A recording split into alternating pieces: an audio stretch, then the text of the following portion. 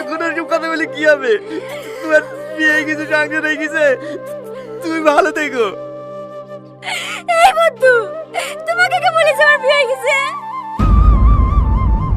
তাহলে জেলি কার? এটা তো আমার মনের ছেলে। হ্যাঁ? তাহলে তুমি এখনো বিয়ে করনি? না, আমি জানতাম একদিন না একদিন আমাদের ঠিক দেখা হবে, আর সেই দিনে আমি আমার মনের কথাটা বলবো।